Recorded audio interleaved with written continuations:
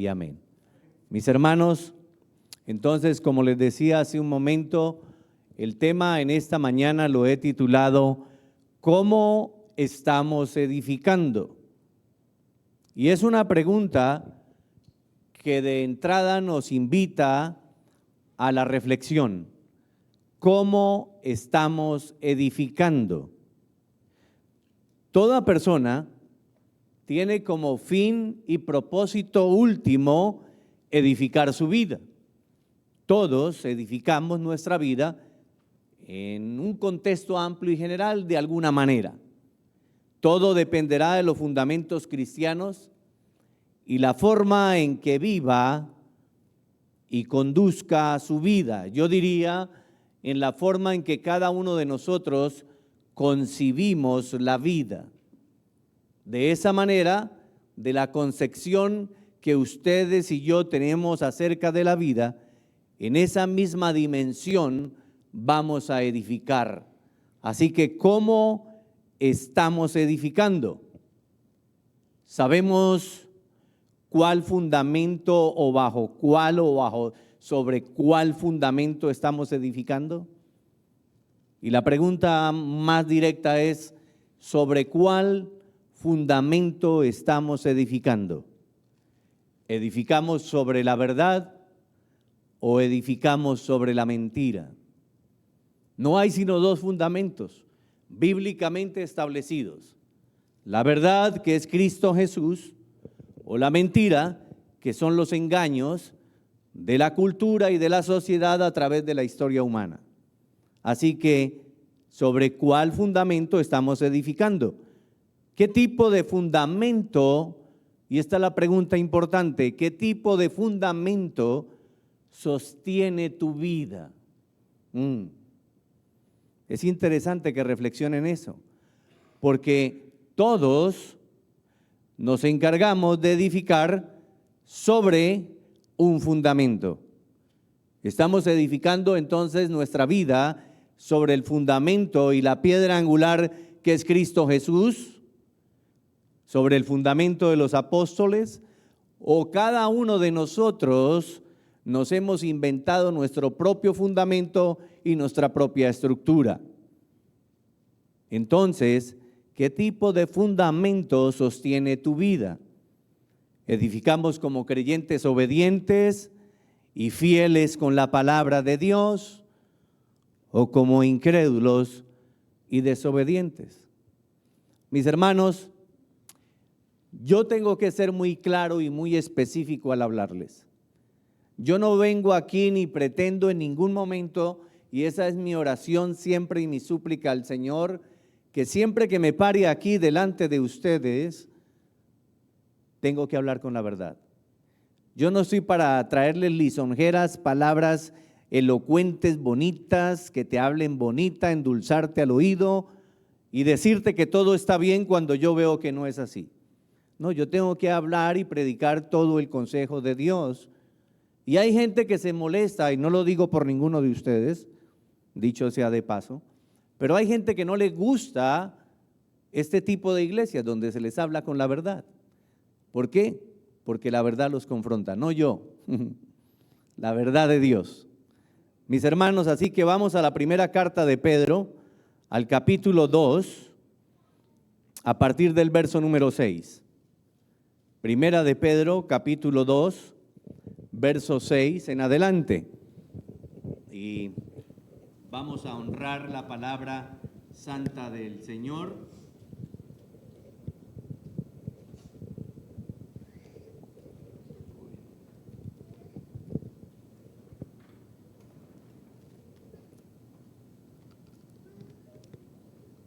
Bueno, mis hermanos, espero que los que tienen ahí la Biblia física ya estén en Primera de Pedro capítulo 2, y si no, ahí está proyectada. Dice la palabra en el nombre del Padre, del Hijo y de su Santo Espíritu. Verso 6. Por lo cual, también contiene la Escritura: he aquí, pongo en Sión la principal piedra del ángulo, escogida, preciosa. Y escuchen: y el que creyere en él no será avergonzado. Qué tremenda promesa, ¿verdad? Amén, gloria a Dios. El que creyere en él no será avergonzado. Verso 7. Para vosotros, revive, pues los que creéis, él es precioso. Pero para los que no creen, la piedra que los edificadores desecharon ha venido a ser la cabeza del ángulo. Y esto es grave y delicado, hermanos. Mire lo que dice el verso 8. Y piedra de tropiezo y roca que hace caer. ¿Por qué, Pedro? Porque tropiezan en la palabra, siendo desobedientes, a lo cual fueron también destinados. La palabra es fuerte, mis hermanos, pero nos debe también, al mismo tiempo que nos sacude, nos anima para que caminemos correctamente. Amén. Gracias, Señor. Pueden tomar asiento, mis hermanos. Así que, amados hermanos de Revive, mire lo interesante de la palabra. En el contexto general de este texto maravilloso de la carta de Pedro, nos está hablando de dos grupos, de dos tipos de personas. Y entonces nuevamente surge la pregunta: ¿quiénes son los edificadores? ¿Quiénes son los constructores? ¿O quiénes son los que están edificando? Pues, mis hermanos, la respuesta es bien fácil. Todos. Somos todos. Todos edificamos de una o de otra manera. Todos estamos edificando. Recuerden una de las preguntas que planteé. ¿Cuál es el fundamento sobre el cual estás edificando? Ahí marca la diferencia, pero en un contexto amplio y general, todos edificamos. Sin embargo, tenemos dos tipos o dos grupos de edificadores, y ese es el contenido del mensaje. Solo hay dos grupos o dos tipos de edificadores, y aquí está el primero de ellos. El primero de esos grupos de edificadores son los creyentes en Cristo.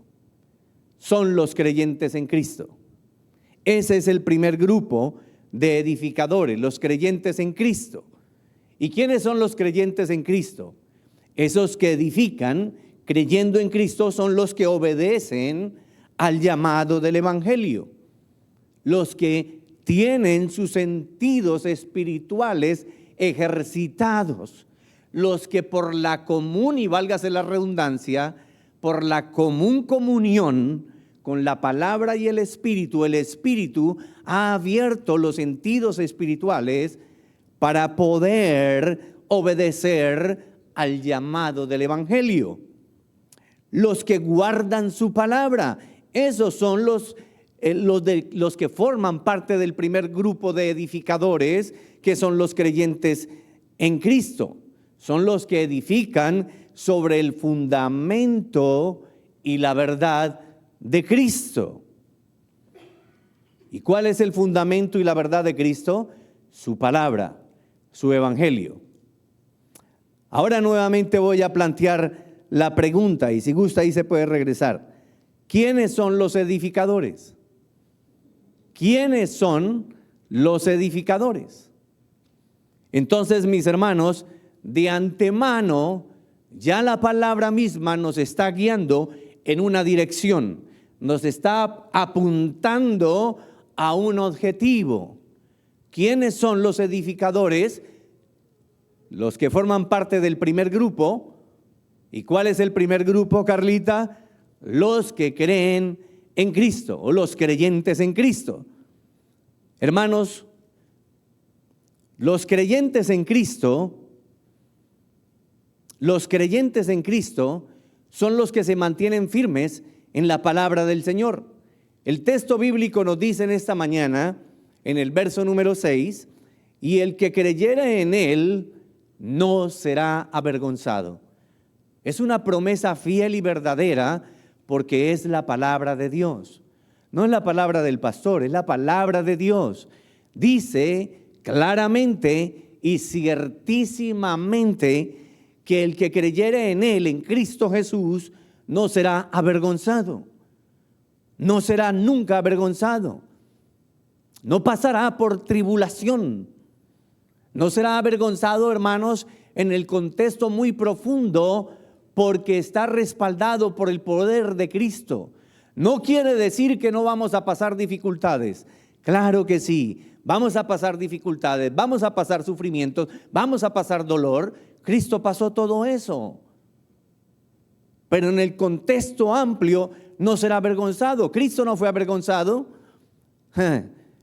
Para los judíos, Él era una vergüenza pública cuando estuvo en la cruz, clavado, y aún para mucha gente todavía Cristo, el Cristo crucificado, en el que usted y yo creemos, es una vergüenza para muchos, para los que no creen. Pero para nosotros, lo que conocemos y sabemos que es poder de Dios para salvación, no es una vergüenza, es nuestra esperanza. ¿Sabe por qué? Porque Dios no lo dejó avergonzado en la cruz por tu culpa y por la mía, porque Él cargó nuestros pecados, sino que Cristo resucitó de entre los muertos.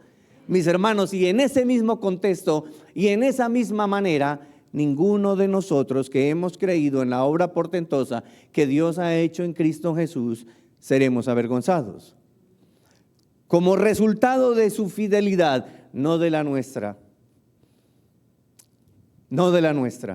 sino de la fidelidad de Dios, de Cristo, no seremos avergonzados. Y voy a presentarles varias razones. Primero, porque se mantienen firmes, confiados y seguros. ¿Y por qué nos mantenemos firmes, confiados y seguros? Porque sabemos sobre cuál fundamento estamos edificando. No sobre un fundamento humano, no sobre el fundamento de una filosofía, de una falsa creencia, sino sobre un fundamento firme y sólido, sobre la roca inconmovible que es Cristo Jesús. Por eso en todo tiempo y en todo momento, a pesar de lo que sea, mantenemos con nuestra cabeza levantada, alta, soportando las inclemencias del tiempo. Así hayan lluvias, así vengan terremotos, maremotos, lo que sea. Nosotros estamos con el rostro a cara descubierta, mirando, contemplando la belleza de Cristo. Y Él es el que nos sostiene, no con nuestras fuerzas, sino con el poder de su Santo Espíritu. Por eso nos mantenemos firmes, confiados, seguros, a pesar de cualquier adversidad o a pesar de cualquier situación difícil. Mantienen una buena manera de vivir, hermanos. Mantenemos una buena manera de vivir, y mantener una buena manera de vivir es asumir un nuevo carácter. No tu carácter, no el mío, sino uno nuevo, el que nos ha proporcionado Cristo Jesús, a través precisamente de las pruebas, a través, como lo hablábamos ayer en el grupo de varones, a través de esas espinas, de esos aguijones que Dios permite que sean clavados en nuestro cuerpo, es que aprendemos a caminar y a desarrollar el carácter de Cristo. Mientras mantenemos una buena manera de vivir. Y entre otras cosas, mantener una buena manera de vivir es asumir un nuevo carácter, el de Cristo, y el carácter se refleja a través de tu conducta. ¿Y cuál es la conducta? En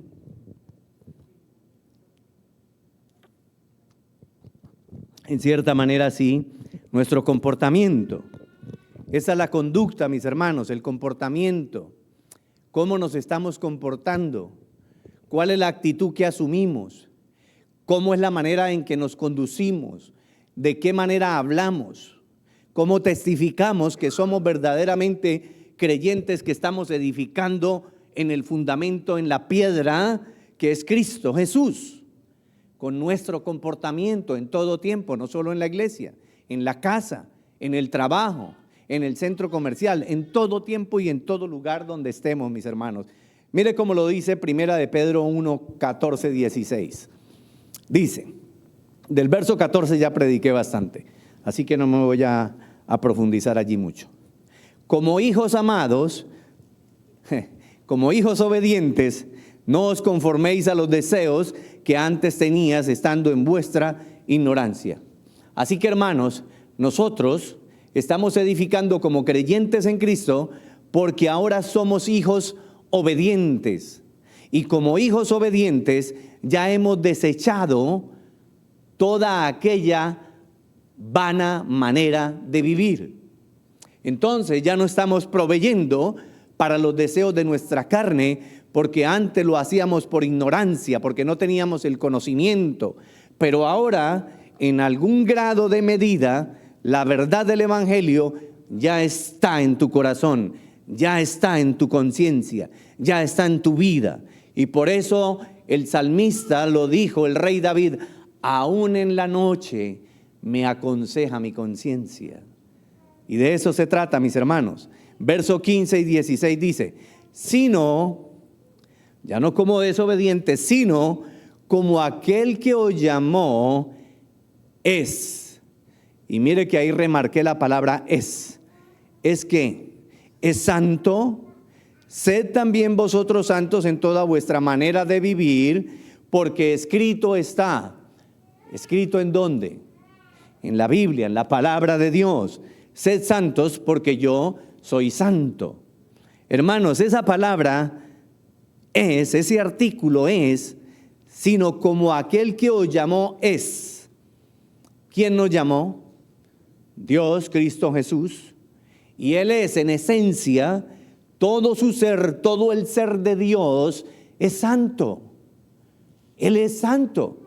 Y luego dice que en esa misma medida, dice el texto, sed, o sea, que cada uno de nosotros debemos ser también santos. ¿Por qué?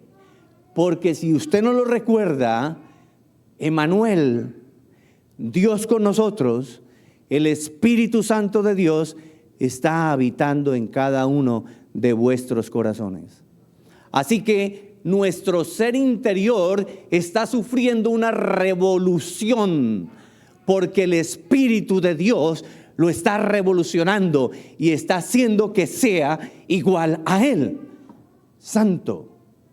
Por eso dice que nuestra santidad debe ir como la aurora de la mañana hasta que el día aclarece y el día es perfecto. Estamos en ese proceso, mis hermanos. Pero también dice aquí que nosotros debemos ser santos en toda vuestra manera de vivir. Y eso refleja la ética cristiana reformada. ¿Y qué es la ética cristiana reformada? Es una ética, es un estilo, es una manera de vida que ha sido reformada, y aquí tiene dos sentidos. Primero, porque es reformada, porque nosotros somos evangélicos reformados, porque nos aplicamos y creemos profundamente en las doctrinas bíblicas, porque somos cristocéntricos, somos bibliocéntricos. Aquí cada uno de nosotros nos aferramos a la verdad absoluta, soberana de la palabra de Dios. Y en otro sentido, hermanos, refleja nuestra ética cristiana reformada porque se manifiesta el carácter más conducta. Es decir, que nuestro estilo de vida es el resultado de la suma del carácter y de la conducta. El carácter de Dios y la conducta que hemos aprendido a través de su manual de vida, la palabra de Dios, siguiendo sus estatutos, siguiendo sus ordenanzas. ¿Me están siguiendo? Así que, hermanos, ¿cómo estamos edificando? ¿Cómo estamos edificando? El sentido del deber cristiano tiene que ver, hermanos, con la conciencia, como lo dije antes, con el corazón, pero también con la revelación especial de Dios. Y la revelación especial de Dios nos dice en su bendita palabra lo que Dios es. Él es santo, y por esa razón, como participantes de la naturaleza divina, que también lo dice la palabra de Dios en la segunda carta de Pedro, no lo vamos a citar solo para referencia. Por esa razón, como participantes de esa misma naturaleza divina, tengo que ser santo. Ese es un imperativo. Es un imperativo. Pero mis hermanos, antes de que Dios nos dé el imperativo, nos da el indicativo. Él no nos va a pedir algo que no sea Él. Y el indicativo es, ¿cuál es? Que Él es santo. Gloria a Dios. Ese es el indicativo. Entonces el imperativo es ese, que nosotros tenemos que ser santos. Hermanos, hay cosas que yo tengo que hacer y que ustedes tienen que hacer, que todos tenemos que hacer. La pregunta es, ¿y dónde aprendo eso? ¿Dónde aprendo eso? ¿Dónde? En la palabra de Dios. Porque tiene que ver ¿con qué? Con la revelación de Dios. Hermanos, el gentil no sabe estas cosas. Y cuando hablo del gentil, hablo de la persona que aún no tiene la revelación de Dios en su corazón, porque aún no ha venido a Cristo. Él no sabe esas cosas porque está separado de la revelación que se encuentra en la palabra de Dios. ¿Y sabe qué es lo que me duele profundamente en mi corazón, hermanos? Cuando escucho decir a mucha gente, es que no tengo tiempo. Me da dolor y me da indignación, de verdad. Es que no tengo tiempo. Y no se dan cuenta, o no nos damos cuenta, que cuando decimos, es que no tengo tiempo, hermanos, estamos desafiando a que el Rey del universo un día nos diga, no tengo tiempo. Fuera bonito escuchar eso. Nos va a decir, no te conozco, apartaos de mí, hacedor de maldad. Eso es lo grave. Y por eso me da dolor, pero también no dejo de sentir indignación de ver cuánta ignorancia hay en nosotros, para atrevernos a decirle al Dios que creó los cielos y la tierra y que es el autor y consumador de la fe y que te ha creado a ti y a mí, no tengo tiempo. Qué insensatez tan grande, como le dijo Pablo a los Gálatas, a los galasienses. ¿Tan insensatos sois? ¿De verdad? Hermanos, la persona que no tiene a Cristo sabe cosas de su conciencia porque Dios ha puesto en su conciencia que le muestra el bien y el mal, pero nada más. El sentido del deber cristiano tiene que ver con la conciencia más la revelación, y la revelación es lo que Dios ha hecho por cada uno de nosotros. Él ya lo hizo todo. Y entonces, ¿qué es lo que nosotros tenemos que hacer? Ser obedientes y edificar sobre ese fundamento. Recuerde que estamos hablando de dos grupos. Así que en primer lugar, hermanos, nuestro comportamiento debe ser en conformidad con lo que ya somos. ¿Usted tiene claro qué es? ¿Usted tiene claro lo que usted es? En primer lugar, que somos santos. En segundo lugar, que somos hijos de Dios. Y en tercer lugar, que es el primer punto, es que nosotros somos creyentes en Cristo, porque estamos edificando en Cristo Jesús. Así que ahora somos cristianos porque tenemos el nombre de Cristo. Por eso somos cristianos, porque en eso consiste la palabra cristiano. Por eso me fastidia cuando escucho a los testigos de Jehová que dicen, es que somos cristianos. No, usted no es cristiano porque usted no cree en Cristo. Usted como testigo de Jehová no ha visto y no reconoce la divinidad de Cristo. Entonces usted no puede llamarse cristiano, porque el cristiano es el que cree en Cristo. el que cree en la obra vicaria de Cristo, el que cree en la obra redentora de Cristo, el que cree que Cristo es Dios encarnado, Dios con nosotros. Si usted no cree que Cristo es Dios, entonces usted no es cristiano. Usted puede estar en el proceso, pero aún no lo es. Entonces, hermanos, si somos cristianos, compórtate como un cristiano. Vivamos como un cristiano. Hermanos, mire, voy a darle esta ilustración. Vamos a imaginarnos que hay una balanza que nos permite pesar al cristiano y al no creyente. Y que esa balanza coloca en un lado a un cristiano y en el otro lado a un no creyente. ¿Y sabe qué es lo que pasa? Con muchos que se dicen ser llamados cristianos, que la balanza no se inclina para ninguno de los dos lados. ¿Por qué? Porque el que se dice ser cristiano está viviendo y está actuando de la misma manera que el no creyente. Entonces vivamos como cristianos. Mis hermanos, tenemos un compromiso, tenemos una responsabilidad, y es de asumir la identidad de Cristo y vivir como Él vivió, justa y rectamente. Mire, le voy a presentar una cita para que comprendamos un poco más lo que estoy tratando de decir. Stanley, pero no el pastor Stanley, otro Stanley, J. Greens, dice lo siguiente, escuchen. Vivimos nuestros días en la presencia de Dios. Y voy a hacer un pequeño paréntesis. Lo que él está diciendo aquí es que todas las personas, creyentes o no creyentes, viven en la presencia de Dios. Claro que sí. Ahora miren, vivimos nuestros días en la presencia de Dios y este Dios tiene preferencias. Dios desea que vivamos de cierta manera, mientras Él desaprueba otras formas de nosotros vivir.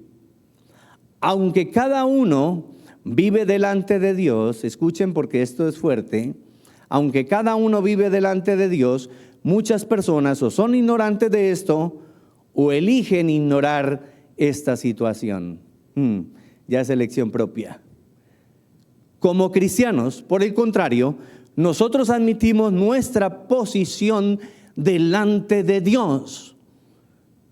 Y lo que el autor de este pensamiento está diciendo es que si nosotros admitimos que somos real sacerdocio, nación santa, pueblo adquirido por Dios, pues entonces debemos asumir esa actitud y vivir como tal.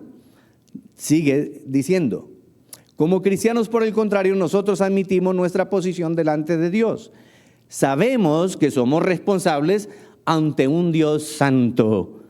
No solamente que Dios no tiene ninguna participación en el pecado, sino que el Dios de la Biblia tiene que hacer desaparecer criaturas pecaminosas de su presencia. Eso es fuerte, hermanos. Ahora mire lo que dice. Conociendo esto, abordamos la vida de una manera seria. Hermanos, la palabra siempre nos está invitando a que abordemos el hecho de ser cristianos con seriedad, no con sutilezas, no con liviandades. Mire lo que sigue.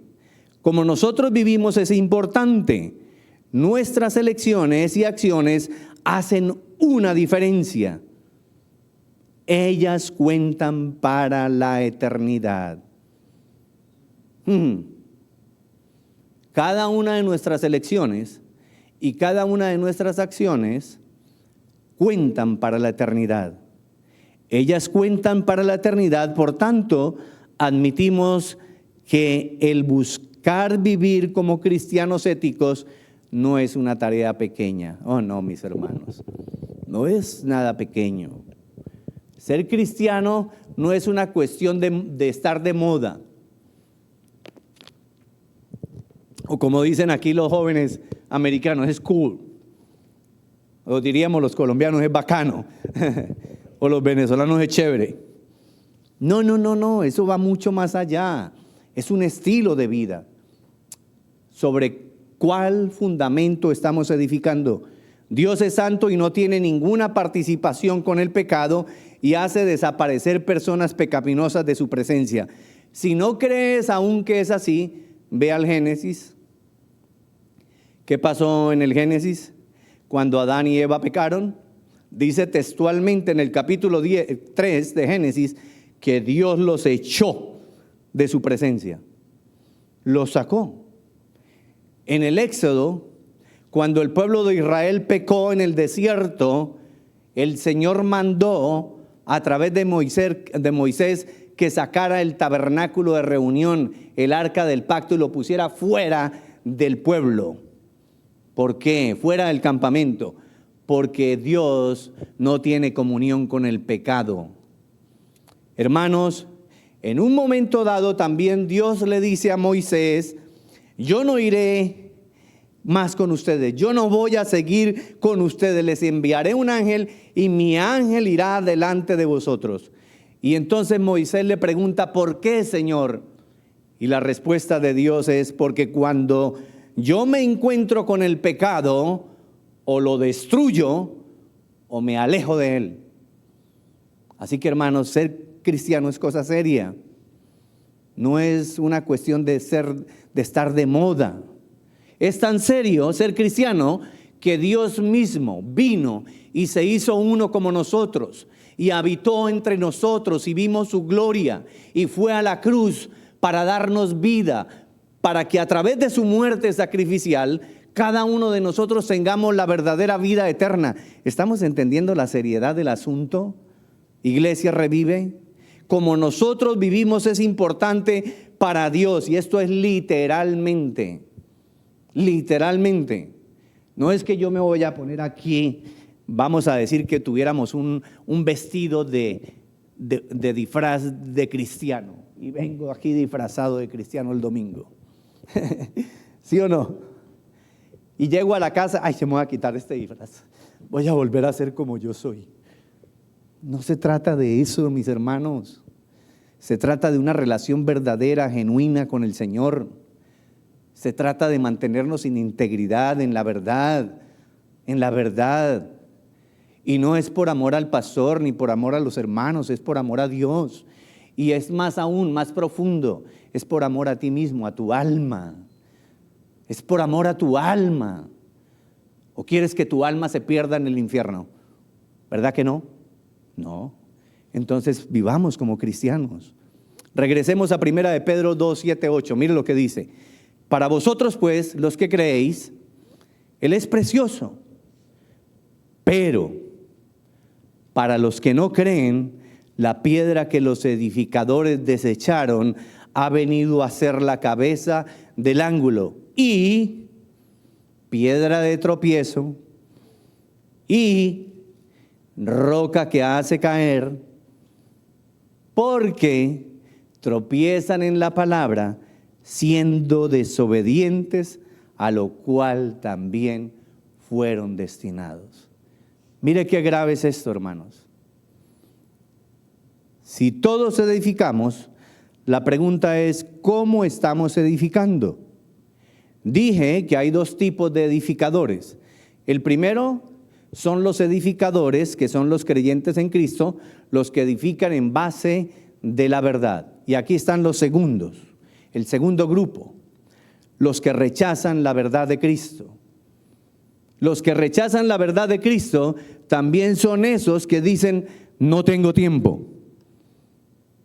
Cada vez que alguien dice: no tengo tiempo para las cosas de Dios, no tengo tiempo para ir a la iglesia, no tengo tiempo para ir a los estudios bíblicos, no tengo tiempo para ir a las reuniones de damas, no tengo tiempo para ir al grupo de varones los sábados, no tengo tiempo para leer la Biblia, no tengo tiempo para orar,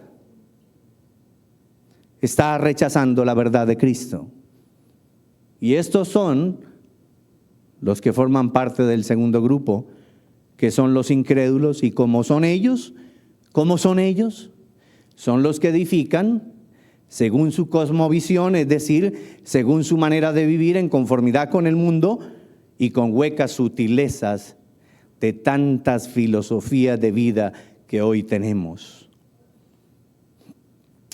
Voy a presentarle la segunda cita para que no digan, ay, es que el pastor siempre está ahí martillando. No, mire que no soy el único que lo digo. Y hay otros que lo dicen con un tono más fuerte. Y uno de ellos es C.S. Lewis. Mire, y este hombre no nació en el cristianismo. Este hombre era un ateo. Era un escritor de novelitas. Pero vino el poder de Dios y tocó su corazón. Y este hombre intelectual reconoció la verdad del evangelio y se rindió a Cristo y abandonó todos esos escritos y todas esas filosofías.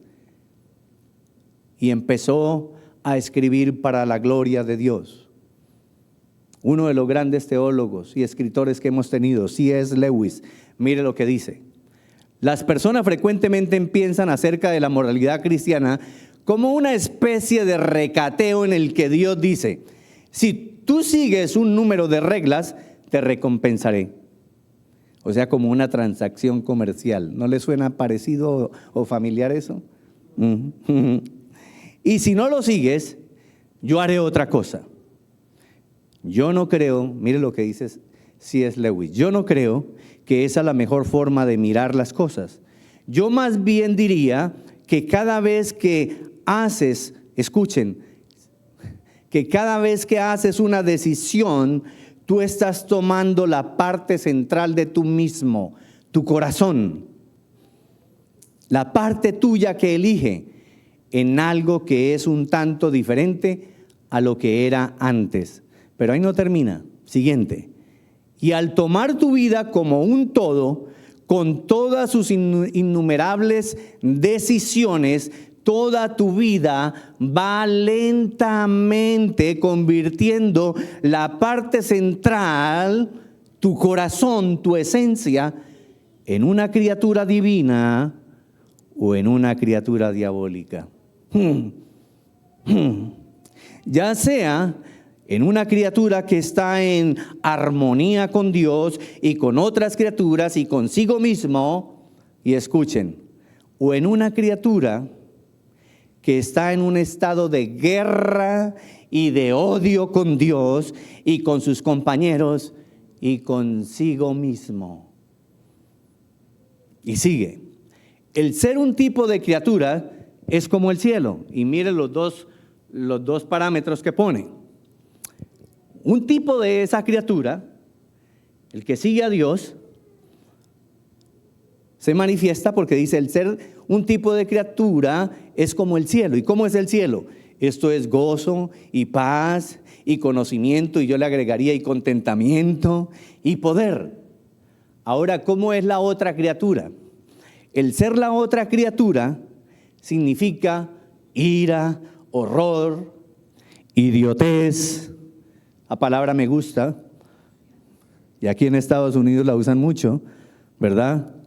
Y voy a tomarme el atrevimiento de decirlo. Mis hermanos, hay tanto idiota útil allá afuera, ¿de verdad que sí? Gracias, mi hermana, idiotas cultos, ¿de verdad que sí? Mire lo que dice, el ser, la otra criatura significa ira, horror, idiotez, rabia, impotencia y soledad eterna. Soledad eterna. Cada uno de nosotros en cada momento, escuchen, está progresando a un estado o al otro. Fin de la cita. Hermanos, poniendo esta poderosa cita de C.S. Lewis en el contexto de lo que nos está diciendo la palabra de Dios, en ese contexto de cómo estamos edificando, básicamente es que, primero, cada vez que tomamos una decisión afecta la forma en que estamos edificando y convertimos nuestro hombre interior en algo que está más cerca a Dios, o estamos convirtiendo esa parte interior de nuestro ser en algo que cada vez está más cerca o más en consonancia con Satanás y por tanto está en rebeldía, rabia y guerra con Dios. Segundo, la forma en que estamos edificando nos dará, miren hermanos, presten atención, porque esto es una ilustración muy buena. La forma en que estemos edificando nos dará vuelta en una dirección o en otra dirección. ¿Estaremos girando hacia la dirección de Dios o estaremos girando hacia la dirección del infierno, del maligno, de Satanás? La forma en que edificamos revela lo que nosotros somos y por otro lado nos convierte en algo que antes no éramos. Revela lo que somos, pero también nos convierte en algo que no éramos. Una ilustración. Es como si la vida entera fuera como un tornillo largo. Imagínense un tornillo largo de muchas roscas. Y cada decisión que tomamos para edificar nuestra vida es una rosca.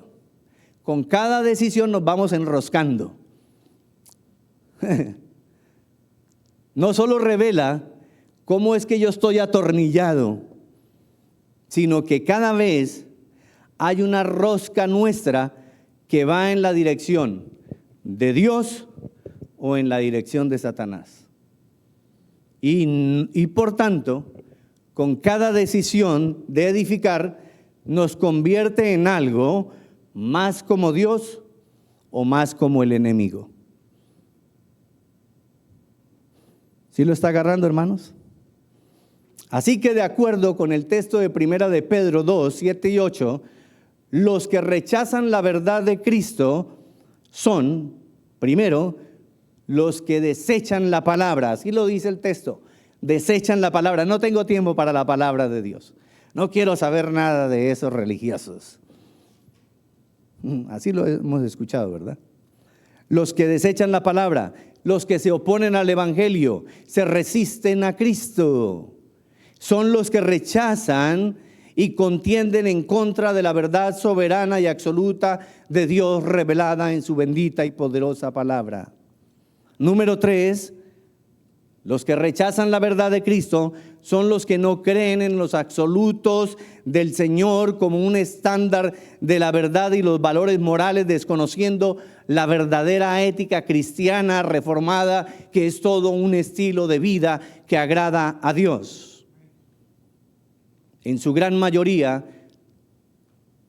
son los que hoy en esta época posmoderna o moderna tardía conocemos como el humanismo, el relativismo, el materialismo, el naturalismo, el hedoísmo y todos los ismos. Todos ellos se oponen al cristianismo. Para estas personas que se oponen, Cristo es, no lo digo yo, lo dice el texto, la palabra de Dios. Número 1, piedra de tropiezo. Y número 2, Cristo es roca que hace caer. Y qué pesado debe ser, no me lo quiero ni imaginar, que nos caiga la roca de Cristo encima. ¿Por qué? Porque son desobedientes. Y esta es la condenación, dice la palabra de Dios. Y esta es la condenación, que la luz vino al mundo, pero los hombres amaron más las tinieblas que la luz, porque sus obras eran malas. Eso lo dice Juan, capítulo 3, verso 19. Amaron la mentira más que la verdad, lo dice Romanos 1:25. Pero mire cómo lo dice en otro contexto, segunda de Tesalonicenses, y aquí voy a concluir el mensaje, capítulo 2, el verso central es el 10, pero para que entendamos el contexto vamos a leerlo desde el 8. Segunda de Tesalonicenses 2, del 8 al 14, dice: y entonces se manifestará aquel inicuo, a quien el Señor matará con el espíritu de su boca, con la palabra, y destruirá con el resplandor de su venida. Su gloria lo va a destruir. Inicuo, cuyo advenimiento es por obra de Satanás, con gran poder y señales y prodigios mentirosos. Y escuche lo que dice en el verso 10. y con todo engaño de iniquidad para los que se pierden, por cuanto no recibieron el amor de la verdad para ser salvos. ¿A quiénes son los que va a engañar el diablo? ¿Quiénes van a ser los engañados? Los que se perdieron por rechazar a Cristo, por cuanto no recibieron el amor de la verdad para ser salvos. No, yo no quiero, ahorita no tengo tiempo para ser salvo. Ahorita estoy más ocupado en hacer dinero. Como si el dinero me fuera a durar toda la vida. Y si quiere, pregúntemelo a mí. Y hablamos ahora después del culto. Sí. Número 11 dice, por esto Dios les envía un poder engañoso para que no crean la mentira. ¿Sabe por qué Dios les envía un poder engañoso? Porque ellos creyeron todo el tiempo en la mentira. ¿Qué? Sí. Cuando rechazamos a Cristo, ¿qué dijo el Señor? Yo soy el camino, la verdad. Como Pilatos, que estaba frente a él y le dijo, ¿y qué es la verdad? Qué idiota, ¿verdad? Sí. Qué ciego. Y póngale los demás calificativos que usted quiera. Por eso Dios les envía un poder engañoso para que crean la mentira. Yo diría para que sigan creyendo en su mentira. Verso 12, a fin de que sean condenados todos los que no creyeron a la verdad, sino que se complacieron en la injusticia. Miren, hermanos, no me alegro predicar esto. De verdad, para mí no es un gozo predicar esto. Pero mal haría si no lo hiciera. Porque el que conoce la verdad y no la dice, le cuenta también como pecado, dice la palabra de Dios. Y por amor a ustedes, y por amor a Cristo, y por amor a mi alma, yo tengo que predicarles la verdad. Así sea fuerte, dura y dolorosa. Mis hermanos, el juicio de Dios tiene un nivel de medida.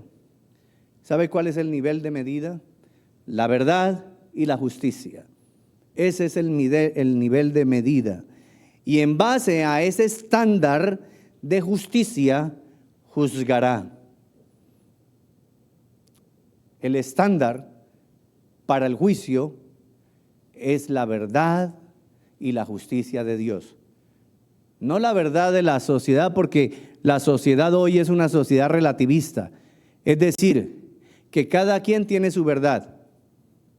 Entonces, vamos a decir que mi hermano Alex tiene su verdad y yo tengo mi verdad. Pero para mí la verdad de Alex es mentira y para Alex la verdad mía es mentira. Al final la conclusión es que todos dos somos mentirosos. Porque nadie tiene la verdad. Eso es lo que pasa con el relativismo. Porque no hay un estándar absoluto de la verdad. Hermanos, quiero cerrar el mensaje dejándoles una promesa extraordinaria para todos los que forman parte del primer grupo, que son los edificadores que creen en Cristo. Pero también esta promesa es para alentar a los que están en el otro grupo para que se despierten y vengan y participen de esta verdad y de esta promesa tremenda que el Señor nos da. En el verso 13 dice, pero nosotros debemos dar siempre gracias a Dios respecto a vosotros, revive Iglesia Cristiana, hermanos amados por el Señor, de que Dios, escuchen, os haya escogido desde el principio para salvación mediante la santificación por el Espíritu y la fe en la verdad. ¿Para qué nos escogió Cristo? Para salvación por el Espíritu y la fe en la verdad. El Espíritu Santo de Dios toma la verdad de Cristo, toma el Evangelio de Cristo, toma el sacrificio redentor de Cristo en la cruz y viene y lo aplica a nuestros corazones. Y allí por el Espíritu se empieza a manifestar la fe en la verdad, la fe en Cristo. Y empezamos entonces a construir sobre la base de la santidad de Dios, porque Dios es santo. Y si vamos a construir sobre su fundamento, entonces tenemos que construir con los mismos materiales. ¿Qué estás trayendo a tu construcción? Desecha materiales desechables y empiece a construir con materiales eternos, que solo los podemos conseguir aquí en la palabra de Dios. ¿Me está siguiendo, mi hermano? Verso 14, y aquí cierro. A lo cual os llamó mediante nuestro evangelio para alcanzar la gloria de nuestro Señor Jesucristo. Esa es la meta. Ese es el fin de cada uno de nosotros. Alcanzar la gloria de nuestro Señor Jesucristo. Estar un día allí en medio de su gloria, viendo el resplandor de su belleza, compartiendo por toda la eternidad la grandeza de Dios. Como lo dice Apocalipsis, caminando en esas calles de oro, contemplando ese mar de cristal. Pero para eso, mis hermanos, tenemos que empezar a edificar ya mismo. Estás edificando sobre una estructura que no corresponde, derrúmbala, túmbala, quítala, deséchala. Quita todo aquello que no es del reino de Dios. Desecha todo aquello que no pertenece al Señor. Desbarata y arroja, echa fuera, como cuando echamos la basura en el tarro de la basura para que el gobierno venga cada semana y se la lleve. Pues así mismo es lo que nos está diciendo la palabra en esta preciosa mañana. Limpia tu corazón, exponga su vida al Espíritu Santo de Dios, porque la palabra de Dios dice que el Espíritu escudriña aún lo más profundo de Dios. Y di como el salmista: Señor, mira, escudriña en mi corazón si hay maldad y perversidad, y quítala, Señor. Padre, gracias te doy, mi Dios, en esta preciosa mañana por mis hermanos, por mi vida, por tu palabra, por tu Hijo amado, por tu Santo Espíritu que nos redarguye y nos convence de toda verdad, Señor. Llénanos cada día más de tu gracia y de tu favor inmerecido, Señor, porque no merecemos tu gracia, no merecemos tu favor, pero acudimos a tu grande misericordia, Señor, para que tengas piedad de cada uno de nosotros, tu pueblo, y que tu Santo Espíritu nos encamine cada día más a la santidad, a caminar en integridad, en la rectitud de tu verdad, Señor. Que a toda hora hablemos palabra buena, que tu palabra rebose en nuestro corazón, Señor, que aún en contra de nosotros mismos rechacemos la mentira y digamos la verdad. Por encima de todo, que nos acostumbremos a hablar y a vivir la verdad. Porque todo te lo pido en el dulce nombre de Cristo Jesús. Y el pueblo de Dios dice: amén y amén. Les bendigo, mis amados, que el Señor les guarde, que tengan una hermosa semana, una muy bendecida semana en Cristo Jesús.